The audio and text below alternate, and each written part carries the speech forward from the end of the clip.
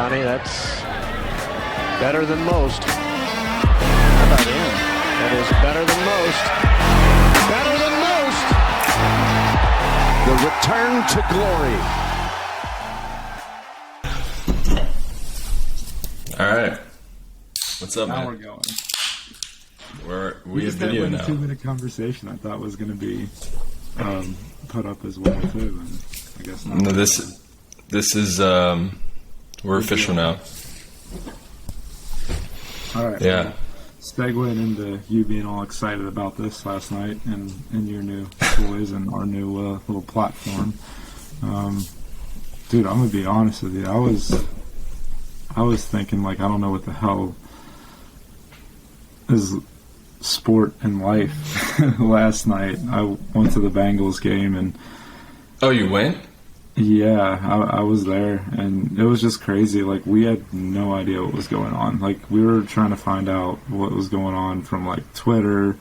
I pulled up YouTube TV at one point and just trying to figure out, like, yo, like, how serious is this? You know, and it just shines a light on all sorts of sport and how one precious life it is, too. Yeah. But I was working out last night, and I was, just kind of following it on my phone a little bit, and then I'd walk over to where the TVs are, check out the game, and I was trying to refresh it. I'm like, man, it's been at like the 7-minute mark for a long time. And then I looked on Twitter, and I feel like every other post had a video of the play. And I was like, oh my God. That was insane. I mean, yeah, it's pretty crazy. And then, yeah, I was gonna say seeing it real time, and then like watching it again on Twitter and a few other platforms too. Yeah, I mean, right away you knew it wasn't a head injury because like he didn't take a fall at all. Like, you thought maybe like once he hit the ground when he was going with T. Higgins, but like no, like.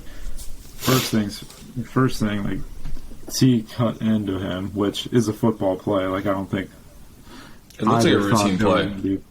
Yeah, and then like he fell on top of him with his helmet like directly on his chest. I don't know if you saw that or not, but I mean, it was one of those two things, maybe both, that kind of just maybe threw his heart rhythm off. And I thought right away, I was like, dude, like he probably had a heart attack. Like, holy shit, like. Yeah. I mean, it looked like a routine play. I was telling my roommate last night that I've seen harder hits, but it's just like it just hit the wrong thing, and yeah, I mean it's kind of crazy that this is the second game in primetime in Cincinnati this year that like a freak, like crazy injuries happened, like the Tua thing when his whole body seized up. Now this. Yeah, I know. And, it wouldn't surprise me if, like, the NFL starts investigating everything like this, because, like, they are on the hot seat. Because not only are they going to be facing what's now head injuries, but now, like, other injuries.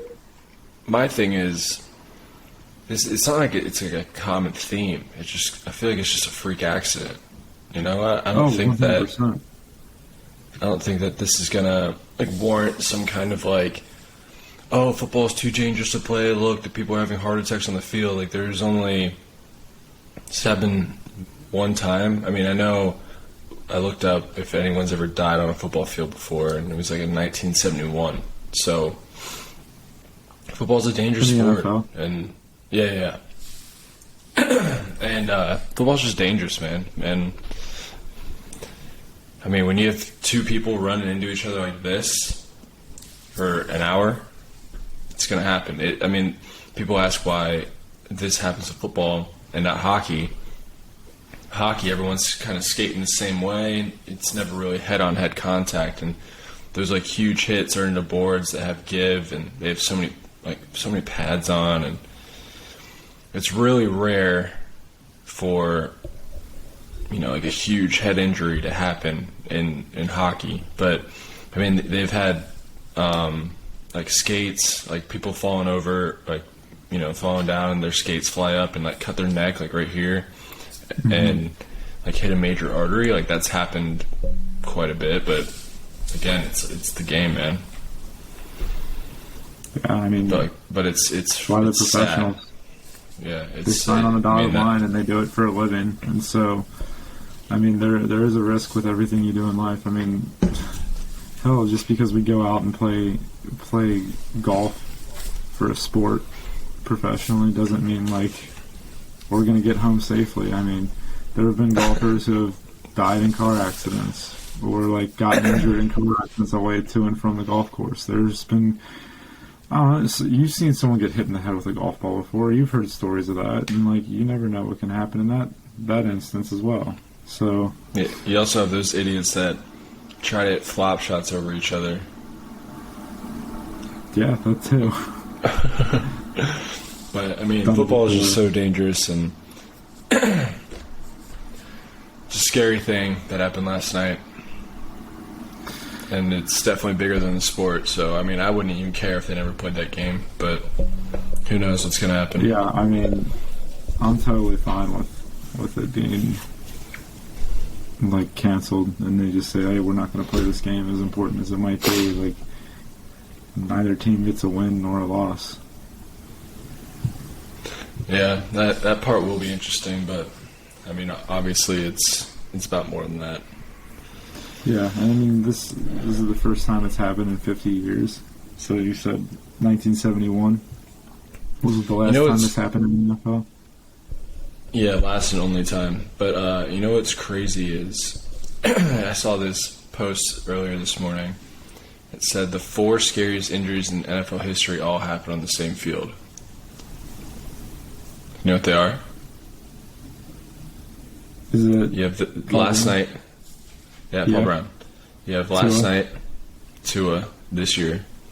Then Carson you had Palmer? Antonio. No. Then you had the Antonio Brown, Vontaze Perfect hit, which sent Antonio Brown to whatever he's doing now. And Ryan Clark. You mean Or, Ryan I'm Shazier? sorry, not Ryan Shazier. Excuse me. Yeah.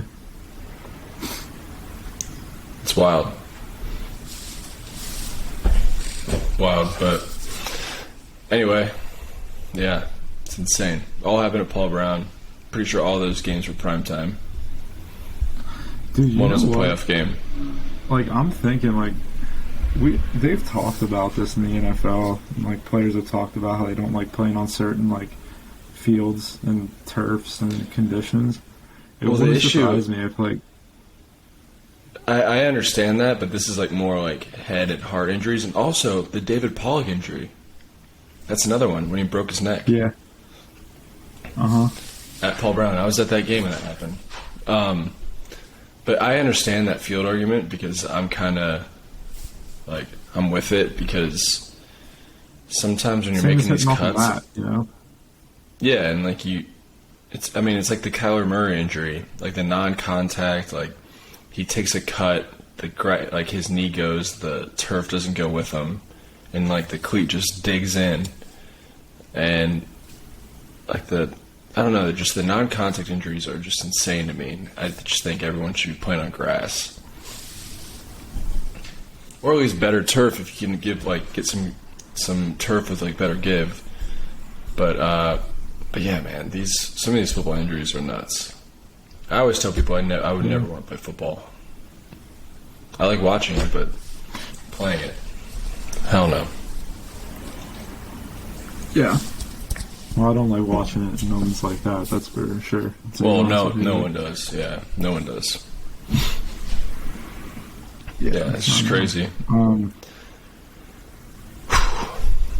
Anyhow, yeah, I wish everything turns out okay, and we'll find out what happens. I mean, maybe when this gets released, there's more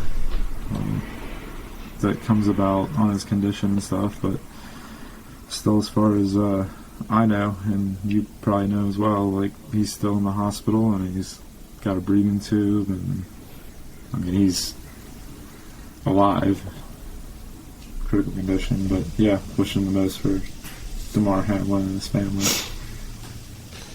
Yeah, for real. I always feel like that Cincinnati and Buffalo, but like this weird AFC bond where Yeah. it's never really a rivalry. It's like a brotherhood. It's like when Oh my God, you're right. was it Buffalo? Was it Buffalo or Cincinnati when they beat the Texans? Baltimore. No, Cincinnati beat Or- Baltimore to get the Bills into the playoffs for the first time in like So- years. Yeah. And then everyone So started doing it to Andy Dalton's we're allies. fundraiser and charity. Yeah, we're definitely homies with Buffalo, and I wish for it to be a nice, clean game. And if it happens, it happens. But if not, then hopefully Yeah, there's better times. I've been looking up on Twitter on what the hell's going on. So Any update? yeah, nothing. Just basically the same thing. I'm sure we're not going to hear anything till later today, but it's early.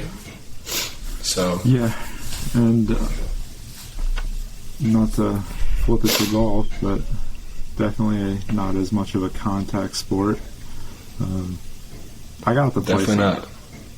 yesterday at Cloverneck. It was a very nice day. It was, shoot, I had my sweater off at one point. It was like almost 60 degrees here.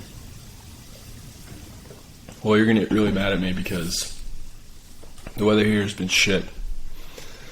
Yesterday, or the last couple of days, it's been like between 45 degrees and 55 degrees, cloudy and rainy. So, it's a lot of fun. Tomorrow, I was supposed to have a tournament. I was supposed to have a tournament Wednesday and Thursday, and they already canceled it because It's just going it's to be supposed to raining rain so much. Wow. I don't get it. It's LA. It never rains here, man. It's insane. Well, Yeah, but hopefully I'm trying to get on it this. dries out sooner rather than later, but you guys need that rain from what I hear. Dude, everyone says that. It's like anytime it rains, like, wow, we really need this. All right.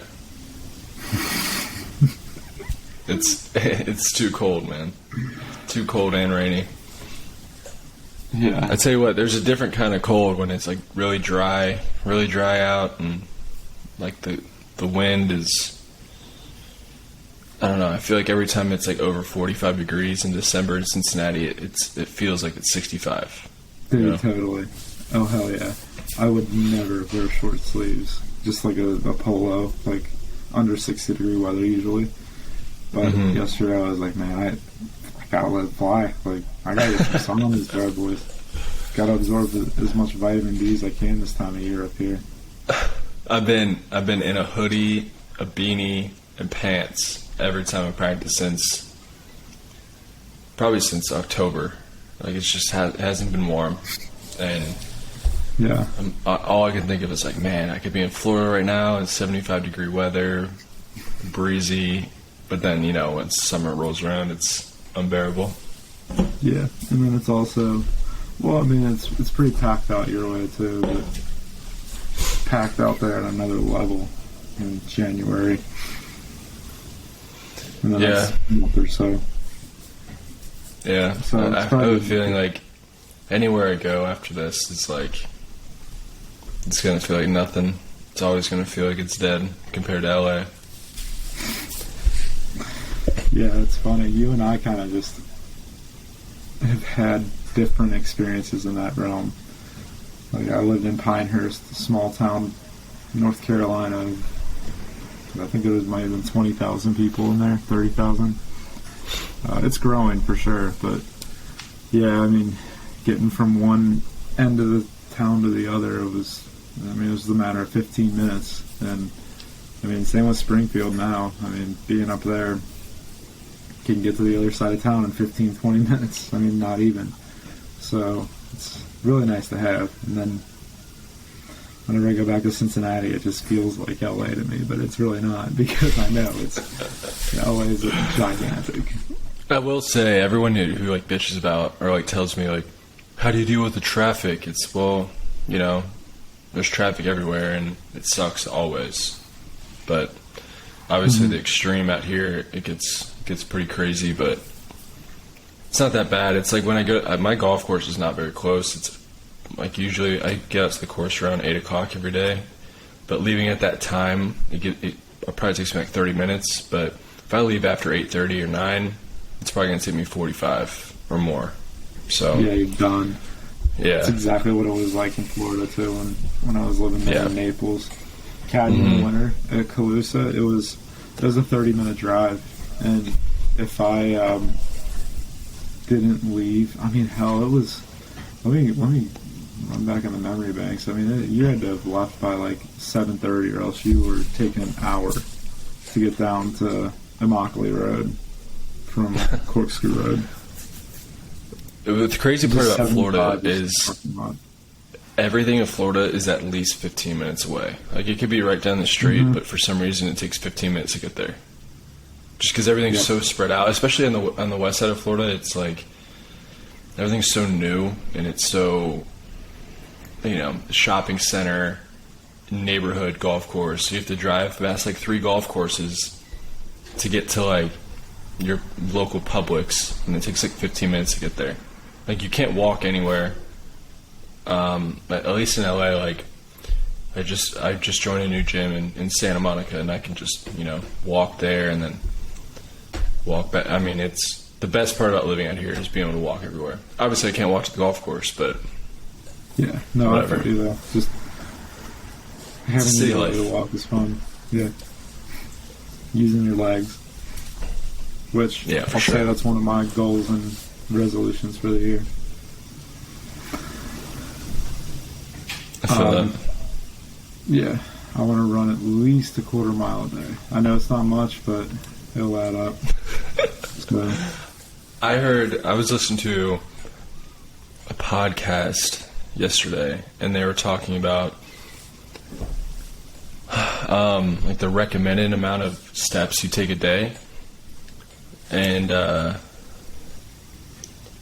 you have the health app in your phone? yeah, I don't really follow it too often these days, though. My Apple Watch busted back in September. Like, I looked down and it just went green on me, and it never stopped, and it still operated. Like, I got calls and stuff, but long story short, I don't have it anymore. So really, I just go by how my body feels these days. So Yeah, but like when you have like your phone in your pocket, it'll still like track your steps. Yeah. yeah. So they were saying like one guy had like he averaged like 4,000 steps a day, and like the rest of the crew on the podcast had like I think 8,000, and the recommended amount was 10,000. So I was curious because I've never looked this up, and I never really understood the steps thing. I think for me, it's like as long as you're getting in the gym or something, it should be fine. But I was curious as what yours was. Do you want to look yours up real quick? Yeah, let me look it up. All right.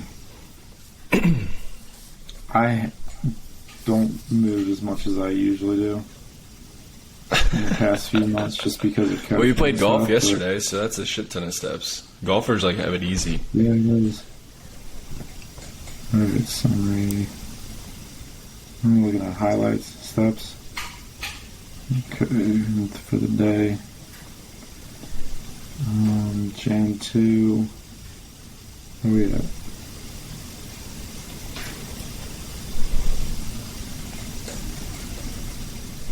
$16,848 steps. Yesterday? Yeah, I put, Hell yeah, man. when I golfed, it was 2,000, 2,200, What? 2,700, 2,300. Walking to the Bengals game, 2,000, and then 2,500 on the way out. So Yeah, I mean, that's a shit ton. 'Cause I was gonna say like I don't know, this is kind of boring, but yeah, I was like, wow, I must take a ton of steps because I'm always on my feet all day, and my average is 11,500 a day, that's pretty which good. is. But like I said, Shit. golfers have it easier because we're always on our feet and always walking. I mean, unless you're taking a cart and you're taking like 2 steps out of the cart to hit your ball, but still, at least you're getting up. Not like that, and you know that. Oh, what, taking a cart? I would much rather carry my bag, dude. Like, Oh yeah. I don't know why. Well, the issue is though, like, walking and it slows the me crazy down. part about that is like everywhere's so different. Like in Ohio, it's very easy to walk golf courses. Like there's some that are hilly, there's some that are like annoying to walk, but like in LA and the like West Coast, it's like mountain golf courses. And the course I used to practice at was a bitch to walk. Like during COVID, obviously there's no golf carts, but dude, like after 18 holes, I'm like sitting down. I'm like, man, I can take a nap. But then also in Florida, everything's so spread out, and you can't really walk there either. So, I don't know, everywhere's just so different. Yeah, I understand that for sure. I mean, there's definitely some golf courses that you probably can't walk or probably shouldn't walk. Mm-hmm. Pebble Creek, just up the road from me, is kind of one of them. It is not that fun of a course to walk. Like, if you're walking all 18 holes, I think there's like a 400-yard drive, or 400 yards between one hole and the other at one point. And a couple other, like, long gaps in between holes there. But, I mean, I've walked it before. Like, I'd go out when I was a kid, wintertime, like this time of year. If there wasn't ice or snow on the ground, I'd be out there just playing like this little loop in the back corner there. So, I mean, it's still walkable, but I understand that Florida has got their weird way of doing things with carts, and most courses there, like, you have to take a cart, or like it's just weird. Like, people think you're weird. And I mean, country club in North Carolina, whenever I'm playing there, it's like I really only take carts when I'm playing with the pros too, like the professionals there. And like, to be honest with you, I'd much rather walk when I'm doing that. I get so much enjoyment out of walking a golf course, and just being in a cart, I just always feel like I'm in a rush. I got somewhere to be. But yeah, I hear you. No, I feel that. I like to. I feel like the reason I would like to be in a cart is just because I want to save energy for the rest of the day. That's the only reason. I mean, get a quick 18 in, be able to practice after, especially like now, like this time of year when you're chasing daylight. So. Yeah, and if you get like a hard workout in or something in the morning before, or in the morning, or like you're planning for one and you want to kind of like save your energy, I'm all for that too. Like, that's when the cart's okay. And playing with friends and having a game of sorts. Like, yeah, that's cool. But much rather walk. Simulate like as close to a tournament atmosphere as possible, and like, just doesn't feel like a tournament if you're in a cart. Oh, for sure. And some of the tournaments where they require to ride in carts kind of bothers me. But then when you have like the option and everyone takes a cart and you want to walk, then you're trying to play catch up with your guys. It's also kind of annoying. There's times where it's just like you gotta suck it up and play the tournament, like the Ohio Open. Like, I took a cart in that this past year, I believe. And years past, like, I've walked in it as well too, but that's one of them that's optional. Club Neck Open, like, you have the option to take a cart in the past, and I didn't utilize it until this past year when I had turf toe, and that was the only way I was going to make it 36 holes at least. I mean, let alone make the cut and play 54. I didn't. So, like, being realistic, like, making it 36 in a cart was enough. Because 2 days before, like, I woke up Pro-Am day and I was like, I can't play. Like, my toe is so fucked. I couldn't even walk on it, dude. Like, turf toe is so weird in that manner that, yeah, another way to just kind of conserve steps too. But I've needed the rest with my foot for sure. Yeah, I feel that. That's it's just it's like a weird like preference thing, but I get why you'd want one and why you wouldn't. There was one thing I wanted to ask you before we kind of get into what initially we wanted to talk about. Did you hear? Do you have Instagram? What's going on with that? Yes. Number one. Yeah, I do. Is it the same account? Yeah. Okay. Anyway, did you see what Dude, Monday Info Q posted yesterday? Monday Q Info. Dude, I don't get on it that much, so I honestly. All right. Well, let me let me read it to you then. According to Dustin Manning, the Big Money Classic players have been paid 10% of money owed. According to Manning, they will be paid out yearly until paid in full in 10 years, and the women I spoke with have not been refunded for the tournament. Remember that? The whole thing last year?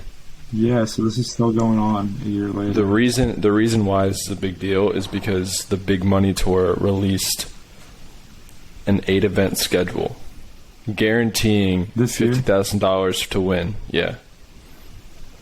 Guaranteeing money after they haven't paid their money. So, back to what our whole podcast is about. What are we doing? How is that even a thing? All right, let me switch over from Footbridge account. I can't wait to see this. It's on my story. It's in my story.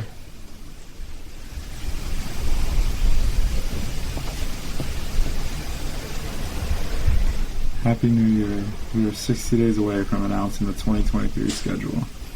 8 events with $250K projected purses and $50K win guarantee. Same day cash payout. It's a scam. You say what? It's a scam. Yeah. Yeah. I mean, that's all it is. Like, I'm not going to say anything more than that, but, I mean, he should focus on paying his players first before anything else. Like, why hasn't he? Why is that even a thought before? Dude, there's people in the comments on their page saying, like, does this mean if I play, I'll get paid from 2021? I just don't understand how. I mean, how can you not sue these guys? If it's going to take 10 years, if it's going to take 10 years to pay all these people out, how are you going to come up with that other money? Like, just use that money to pay out the other people. Like, that was their first post since January 14th of 2022. So that was the first time they posted it in 1 year. Big money. So like they either have like a plan or they're just fucking bold as shit, man. That's insane. Yeah, I don't know. Well, yeah. Anyway, people, if you don't know about mini tour golf, guarantees are not guaranteed. I'm not going to out the particular tour, but there was a time where I was owed $1,200. I didn't get it for 6 months. Yeah. And when you're playing and you're balling on a budget, that's a lot. I mean, that's rent right there. I'll just say being in both like the tournament director and player kind of position and seeing both sides, like, man, like, it just, I just don't see it, like, at all. Stupid. It's ridiculous, honestly.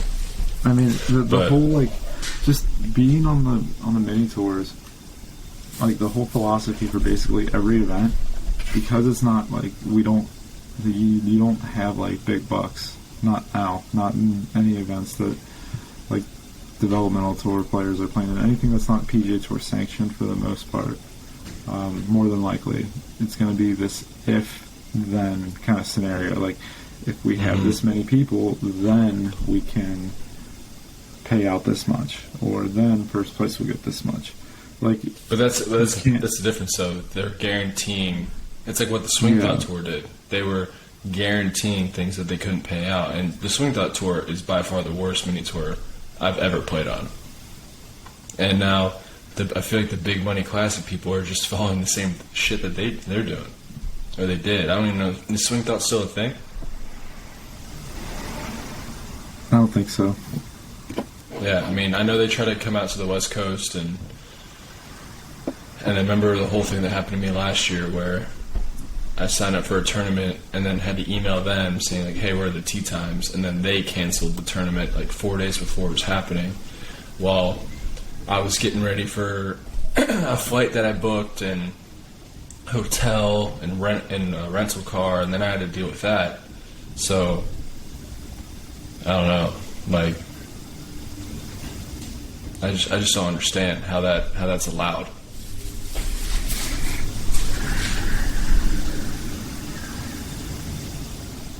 But anyway, we can move on from that. We're talking about a lot of negative shit. So let's just. What are your goals for 2023, Dave?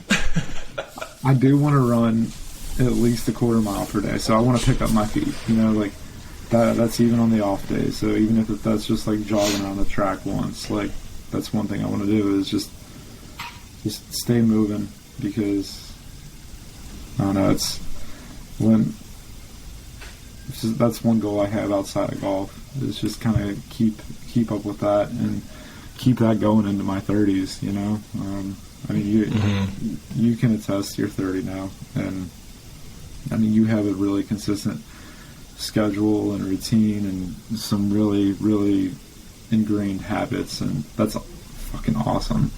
But yeah, I just want to like keep with mine, and like whichever ones I want to build and continue to improve upon. That's it. So like one of them is running. Like I do enjoy running, even though it sucks. Like I was listening to David Goggins' podcast with Joe Rogan the other day while I was working out. Took a little bit out of your book, and dude's like, I look at my fucking shoes for like an hour before I put them on and run. And I'm like, yeah, dude, like I feel the same way sometimes too. So like, whenever you hear someone like that say that, it kind of helps with like keeping going, even if it is just like. Everyone struggles with doing a little discipline, bit, man. I mean, yeah, there's days where I'm jealous of the person who gets to sit down all day and work on their computer, but then also like. That's a feeling probably once a week, because I'm always on my feet. And like yesterday, I got to the course at 8, and then I didn't get home until 7:30 because practiced until 5. Then went to the gym, and then right when I got home, I sat down. I'm like, wow, this is the first time I felt like I can relax today. And if you do that every day, and especially I don't really listen to Joe Rogan. But I've heard clips of him and David Goggins, the whole David Goggins thing, and I have friends who love Rogan and Goggins as well, and they were telling me about it. But that guy's like the most extreme, and he also does the thing that's like, does anyone actually like running? Like running makes me feel good after I do it, so I run a mile every day before I work out. Every day I run a mile. And I hate it every time. Like sometimes it feels faster, if I'm listening to like a podcast and like I'm really into it, that 7 minutes feels like nothing. But then like last night when I was running, I was watching the Bengals game. I watched the first drive of the Bengals where they scored a touchdown. And like that drive made my run feel so short. But when like the news is on and I'm listening to like a replay of a podcast because I have nothing else to listen to, then that mile feels like it's 4 miles. So the fact that he runs that much and that fast and with no music blows my mind. I'm not a music guy or podcast guy when I run either. I've realized like it's just too torturous for me as well. Like I just rather like take overstimulated around me. Yeah, you're very zen. You're Zen Dave. I mean, I do like music when I work out and stuff, but just running's a whole different animal for me. It's like don't like leave out the earbuds, leave my phone at home. I'll take my watch with me whenever I have one again. And just come back when I come back. Whenever I try to do music, it's just like I'm just too. It just gets me too in my head, and then I'm like thinking about my body and like how I feel. And it's like, oh my god, you feel like shit. Now you gotta stop. All right, now you're gonna run till the song like finishes up, and then you can walk and take a break. Whereas like when I don't have that, I just have my own like pace and rhythm that I'm making on my own. It's like I don't stop. Like I just keep going. I might not be going as fast as at some points, but I don't stop. I pick my feet up and just keep putting them down and like one foot in front of the other. So you know what's crazy? That's one thing I'm trying to do this year. When you're talking about the whole music thing, what's crazy is like I can't listen to music when I practice because I start getting in my own head about like random life shit because like, you know, music kind of makes you feel things, and when I'm listening to podcasts, it reminds you of things. Yeah, and it like reminds you of like all sorts of shit. No matter what you're going through, like it's gonna hit you, you know, different. And so I can't listen to music. That's why I like listen to like a podcast or like an audiobook, because then it kind of gets me out of my head, and I can just only do the physical stuff. And then obviously when I go play, I'm not listening to anything. But like when I'm like hitting balls or putting or chipping, like it makes the day go by faster. The practice not feel like it's tedious, and it keeps me out of my head. That's kind of why I listen to like sports and comedy podcasts. But I get that. So at least a quarter mile a day. You know that's like 2 minutes on the treadmill, right? Yeah, but quarter mile's not the point. I'm always going to get the quarter mile. But the point is, but I kind of like that though, because it makes it like attainable. So it's not like you're running. I have to get 3 miles a day. Then you're going to feel anxious about like not doing it, and if like you can't do it that day, then you're going to feel like you failed. So I get that. I like that. That's dope. Yeah, and I mean, like usually it is a mile. For like me, like I'm in Cincinnati right now, and my neighborhood has a 3/4 mile loop that I ran yesterday before I went to the Bengals game. And then you can like branch off. You can go on a dreary day like today, or when it's cold out or it's early in the morning, you can go run on Pebble Creek Golf Course. And then there's the school that I went to just up the road that's got a little parking lot. We ran around it on New Year's Day, me and my brother, Matt. Did I see that, not to cut you off, but did I see that LaSalle put in a golf facility? It did. It's really sick. I haven't seen it yet, but it's seen pictures of it. It's really nice. Harrison had That's one insane. Too. I know. But yeah, anyways, we ran around Parrish and got a couple more miles in baseball fields too there. So I think it ended up being like 2.5 miles we ran. So I mean, it's going to be something in that. Like sometimes it'll be like half a mile. Other times it might be 2 miles. That's kind of like my money spot anyways. Like I think 1.5 to 3 mile run like is fine. Like you're really getting your heart rate up, you're feeling it. And it still makes you want to keep a good pace. So yeah, that's my off season goal. And then I'll tell you my golf goal, but I want to hear like any other goals you have first though. I'm weird about this stuff because I work pretty hard, and I think New Year's is good for some people, but I also think it's like kind of bullshit, and it gives people an excuse to be shitty all year and say I'm going to start next year when you should just start whenever, just because there's a day that someone picked that like for whatever reason you need to start then, like going to the gym every day and like all these deals of new like workout classes, and I don't know. I just think it's kind of bullshit. I think manifestation's like kind of weird to me, and it's my thing. Is just like get up and work. Like just because you want to put out in the universe doesn't mean you like it's gonna allow you to just sit back and wait for it to happen. Like that's my thing, but I do try to set a goal, and I mean, to play devil's advocate for what I just said, that it kind of gives you like a starting point and a finishing point.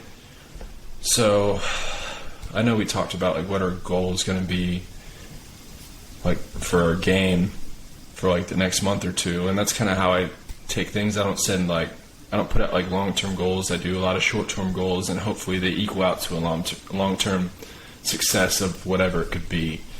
So my goal is by March is to get my swing speed up to 125.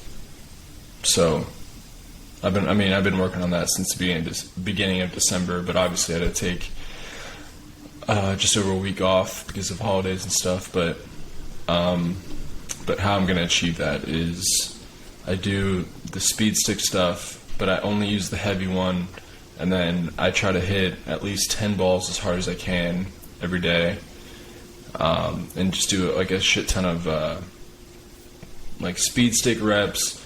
Me and Brennan Walsh, I mentioned on the last podcast, we need to get him on, by the way, so we can talk more about fitness. He gave me a workout plan and a practice plan, so I'm going to do that, and come March, we'll see. So my thing is like the long-term goal. I feel like it can really like it gives you that option to be like, oh, I could just do it tomorrow. But if you put that like short-term goal, like by February, I'm gonna do this. And it shouldn't be like I'm gonna lose 7 pounds. It should be I'm gonna go to the gym every day, and we're gonna see what happens after that. Because you don't know, like the losing pounds thing is also like not the way to do it. You should just go to the gym and work out. Like your goal should be, I'm gonna hit the gym for 30 minutes today. Like it's gonna happen. Like you, like I'm gonna run at least a quarter mile a day, and that gives you an attainable goal that you can do every day. And then after you do that quarter mile, you'll be like, you know what, I can do another one, and I could do 3 miles today if I want to, and then it keeps you in the game. It's like playing a video game that's like way too hard. If it's way too hard, you're gonna lose motivation to play it. And if it's way too easy, it's not going to be fun to play, but there's options of like upping the skill level. You know what I mean? So your goals should be attainable. You shouldn't set a million goals. I've made that mistake before, and then all of a sudden you're like so rattled of these goals that you want to reach, but there's other things that you need to take care of as well. So, and again, the manifestation thing, I think, is just... I think it's kind of bullshit, but whatever.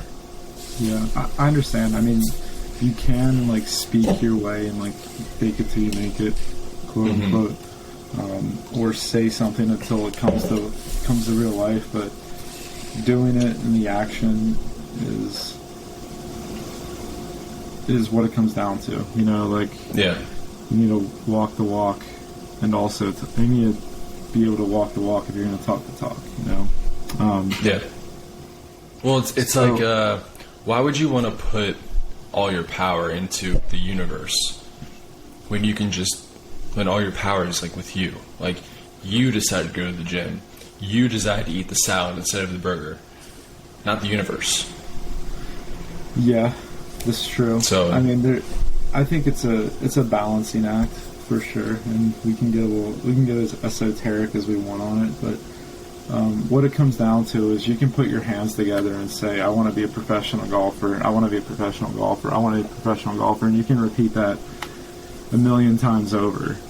And if you just sit there and do that, you're not gonna be a professional golfer. If you are, you're not gonna be a very good one. So like there's a point in time where you need to stop talking and start doing, you know? Well, it's like the difference between the third man on a high school team who only wants to be like a professional golfer, but he doesn't want to putt for 2 hours a day. So like yeah, he wants this thing, but he's not willing to put the work in for it. And that's where when people say manifestation, like, I understand it's good. Like, it's good to, like, believe in something bigger than you. But when you're putting all your eggs in that basket saying, like, I'll just speak it to the universe and not do anything after, I'm like, come on, man. Like, what are we doing?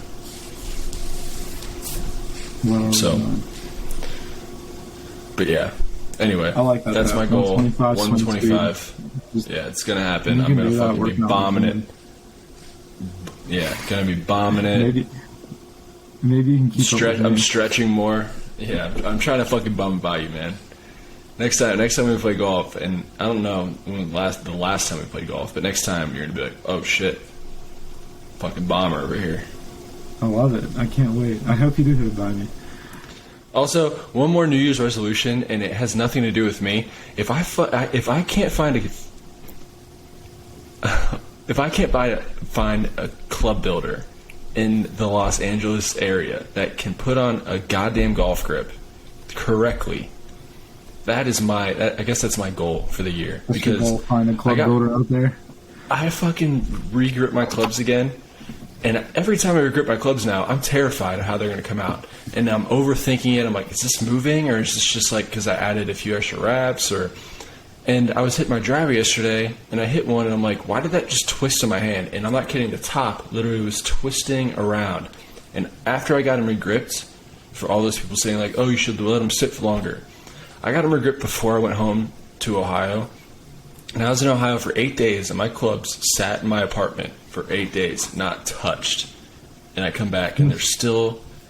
I went back and I got it fixed, but we'll fucking see today. But the amount of times I've gone to this place, or gone to somebody, and they fuck it up, like, and I don't trust myself enough to do it, because like these guys do it every day, and I'm not trying to make my apartment a club rebuild station. So anyway, that's my other goal, I guess. But oh my god, I just can't believe how bad it is. When I was in Florida, I had this guy. I've said this before on the podcast like 17 times, and I would just bring it to him, and he'd just be like, "All right, 15 minutes, you're good." Never had an issue. And this has been an issue for fucking almost 5 years. It's fucking ridiculous, dude. Trying to go to San Diego or Phoenix or Vegas. Driving 6 hours. Driving 4 hours to get 8 club regrips? That's insane. Right now, I hope someone listens to this that's a really good club rebuilder and a really good club builder. I had the best guy allegedly in LA do it, and they still were fucked up. Like, this guy worked on tour vans, and he was telling me how good he was and who he's worked with and who he builds clubs for. And then 2 days later, I'm like, these grips are moving. I don't touch them. So, I don't know what the hell's going on, man, but fucking bullshit. Get that shit fixed. Don't let it happen. So annoying. It's so annoying, dude. Find someone that does the job right. Anyway, what else do you have? What other goals do you have? So my golf goal, I'm front loading this year, my man. Also, I love the haircut. Thanks, dude. It's pretty snazzy. It's hip with the kids, I'd say. Yeah, you look like you're about to do a couple of TikTok dances. I'll just act like you didn't say that. My golf goal, I'm front loading this year. I won't be going to Q school or any of the Q schools of sorts. I'm going U.S. Open or bust, and we'll see what happens. And in the meantime, in the summer we'll just play in mini tour events and stuff, and just kind of develop the game. And yeah, spring and falls for college G. So yeah, I'm gonna do a US Open qualifier. It's not gonna be in Cincinnati. They're not going to Makatiwa. There'll be a cold stream this year. But yeah, it doesn't work with my schedule, so I got to go somewhere earlier. Not sure where it's going to be, but yeah, I mean, just get out of there, get to Springfield, and see what happens. So, yeah, I mean, that's basically my plan and pathway to Mount Rushmore of golf. Love that. But what are your goals for golf this year, man? Well, my only goal is the swing speed thing, but I'm gonna, like, my schedule, I'm gonna play in as many tournaments as I can. I'm playing in a ton of Monday qualifiers in Florida. I'm basically doing all of them in January and February. But then for the rest of the season, when they kind of go all over the place, I'm going to probably. My goal is just to do one kind of qualifier a month, like one Monday qualifier a month, and then a bunch of mini tour events. But I'm gonna go to Canada Q School, and we'll see about Corn Fair Q School. But aren't they doing the PGA Tour, like letting people in the PGA Tour or something for Q School this year? Yeah, if you win, you get to go straight to the PGA Tour. You win Q School. If you win it, that's it. I think so. Oh man, why do I feel like it was more than that? But that's. I thought it was I guess top that's 5. good. Yeah, that's weird. But yeah, I'm gonna try to do Canada. That's like short-term goal. We'll just see where my game's at. My swing feels good. My putting feels good. Chipping feels good. But yeah, this is. I really found my identity last year with my swing. I know we've kind of talked about that, which is like huge for me because I've been searching for that for years. And I'm just going to keep doing what I'm doing. I'm keeping it as simple as possible. I saw this video that Joey Votto put out a few days ago, and his like swing philosophy was a lot like mine. Like he was saying that his swing is best when everything is as stationary as possible and the least moving parts as possible. But when that happens, you lose power. So he's trying to figure out how he can stabilize the swing as much as he can, but with the most speed he can. And when he said that, I was like, that's exactly what I do, because how I set up, I'm trying to get back to how I set up. Like my club shaft, like I have a little shaft lean, and I'm just trying to get back to that point at impact every time. And when he said that, I was like, yeah, that's hell yeah. Like the less moving parts, the better, the more consistent, and then you just add speed to it. You know, because those are the best golf swings. Mm-hmm. So I thought that video is pretty cool. I'll actually repost that on our Instagram. But yeah, so I don't remember what I was talking about. Oh, the schedule. So my schedule is play as many tournaments as I can and try to fit in a Monday qualifier in there once a month come March. Love it. Yep. Also, I have a would you rather. We're going to bring this back. And I think we've done this one before, but it's been a while. And with the current circumstances, I've been trying to figure out what I'd want the most being uncomfortable while I'm practicing or playing. So, when it's really hot, it sucks. Like when it's like over 100 degrees, like it gets over 100 here where I practice every summer.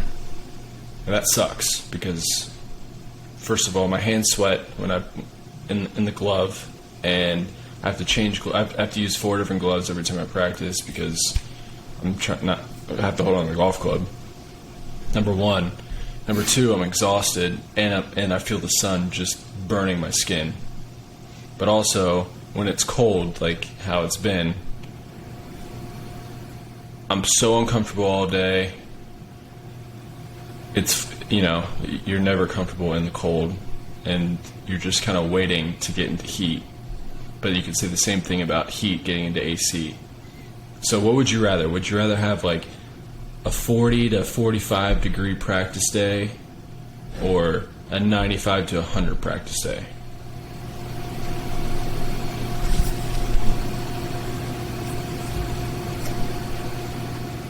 Man, I know I've said I'm a hot Heat guy in the past, but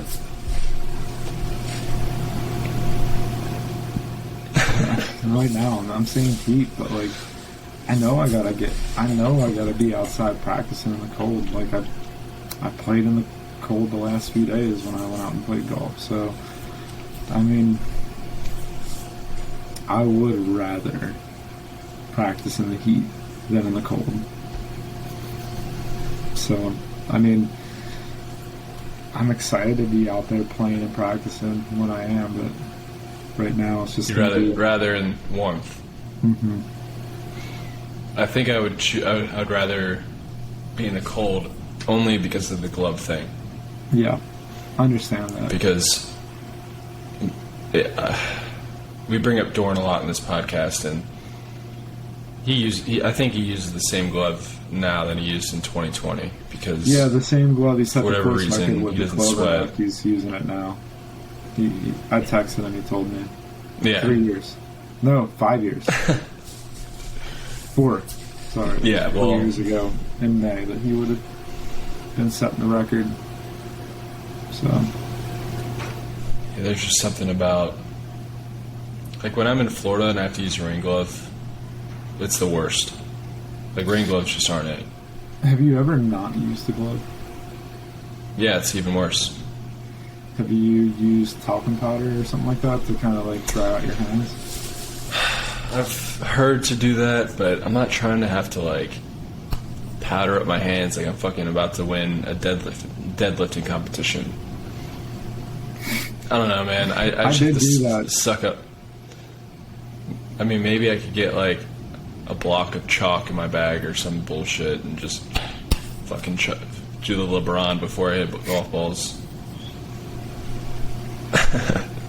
So I experimented with that before too, because I have like 50, 55 and windy and like a certain humidity is like an awkward temperature for my hands and like the way the grip feels and also the glove. And so like that's one reason why I'm using cord grips right now is because using the Tor Velvets is just I felt that way too much. And so I would put some block on my hands and try to make it work that way for a bit. do you use the like white and black cord grips from Golf Pride? I got the V55s on right now. Hold on, let me look this up. Because I was using V55 golf grip. I was using Golf Pride has these grips that like just aren't like the black with cord. Now they're like white and black with the cord, and I didn't like them. I got my hand like I felt like there was like no grip. It was like all cord, and so the only reason I switched to them is because my fucking grips kept slipping off of the club, and I was just like, maybe it's just the grip, and like they just make the grip shitty now, and whatever. And so I changed to them, and then I used them for like 6 months, and I just never really liked them. But then I went back to the multi-compound, and of course it started slipping all over the club again. But hold on, let me look I these think up. that I noticed that the Tor Velvet cords have, Wait, like the yellow ones? the yellow ones are the ones that I have. Oh wow, those look sticky. How are they? They're pretty good. I mean, the cord tread goes vertical, straight up and down the grip, as though the indentations. But I noticed, like, the Tor Velvet cord grip, the normal one that Tiger uses, those only get the indentations are slit to the side, and the cord is up and down. And so it's a totally different sensation and feeling. And so I this is use more the which ones? Sorry. Tiger just uses Tor Velvet cord, I'm pretty sure. They're used to that.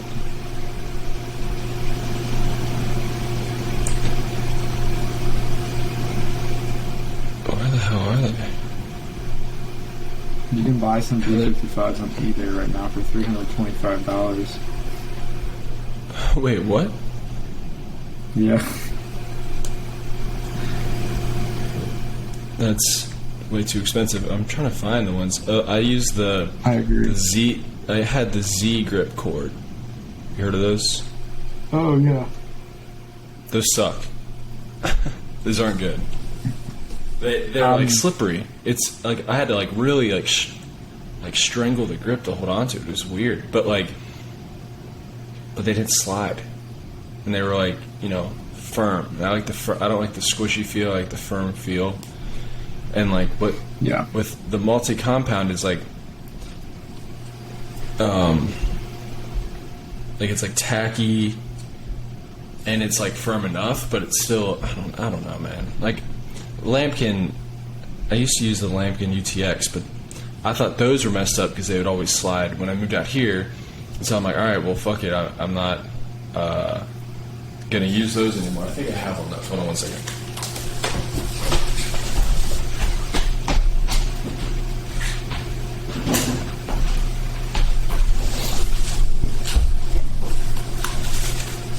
Like, these are the ones I used. Yeah. These are the ones I had. They suck. Like, those are terrible. This is the best grip ever, but no one can fucking put it on right. So. Well, we need to find someone out there that can do that. So there's a Southern California club builder out there. Please help Michael.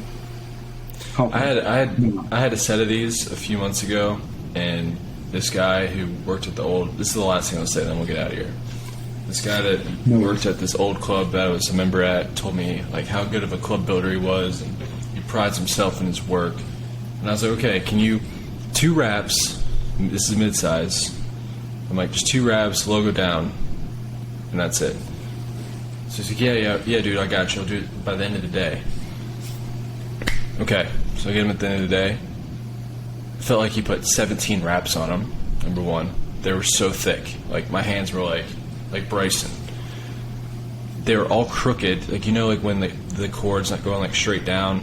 Like, they're all, like, didn't put them on very smoothly, I should say. And so I, like, went to hit balls with them, and they were still moving. Like, this is, like, 3 hours after they got done. I'm like, what? I'm like, I don't understand this. So I took them somewhere else, and I was like, hey, man, like, I just had these grips put on.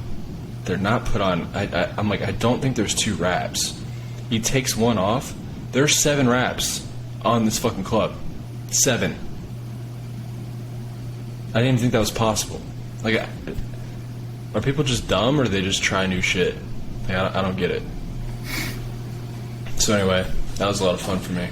But it just comes down to the idea, I guess, of what we were talking about earlier with manifestation. And one thing that's playing off in my head right now is that you can talk about how good you are all you want, but what it comes down to is can you do it when you got to put the pen to the paper? Can you do it? Can you when push comes to shove? Are you executing? And the best club builders I have and the best performers or people in the profession that I know, a lot of times they say less. So, and they let their job do the talking, their work do the talking. yeah, I had in Cincinnati, Edders used to do my shit, and they were the best. Yes, they were. So, but anyway, dude, it's pretty cool that we have video now. So if you want to watch the video, go on our YouTube. We have a YouTube at Traveling Athlete Pod. We have a TikTok at Traveling Athlete Pod. We have an Instagram at Traveling Athlete Pod. Dave's got his Instagram back, and he's going to start scrolling again. And I might scroll a little bit, but not much. Dave's going to start scrolling again. Yeah, so leave a review, leave 5 stars, write a review, screenshot it, send it to us at Traveling Athlete Pod, and you will get a free t-shirt. What, Dave? I'm Oh, just Dream Catch. Yeah, no, I'm just messing around, just trying to be like your hype guy that when people watch the video or like kind of, you know, I'm your hype man right now. I can't say anything right now. So it looked like you were raising your hand like you were in class. Oh yeah, no, I said 5, like 5 stars, like 1, 2, 3, 4, 5, and then I like held up Dreamcatcher and like, yo, like. Also follow Dreamcatcher Golf. Yeah. Anyway. Well, I'm excited to try to figure out how to edit this video, so that'll be a lot of fun for me, and it should be out tonight. But yeah, so follow at Dreamcatcher Golf Co. Follow at Mike Wolf Golf on everything. And we're going to be posting this on YouTube every week. And Dave, you sound pretty good. I don't think you'll need a mic. Did you order one? No. How do I sound? You sound like Michael Wolf. Okay, that's all I need to know. But all right, so we'll be back next week, and if you have any topics you want us to talk about, hit us up. I've said our socials enough. All right, Dave. I'll talk to you later. Sounds good, Mike. Thanks for listening, everyone. Right. Appreciate y'all. Appreciate you. Talk to you soon. Peace. Peace. Oh, shit. We gotta do it again, dude. Left the lens cap on.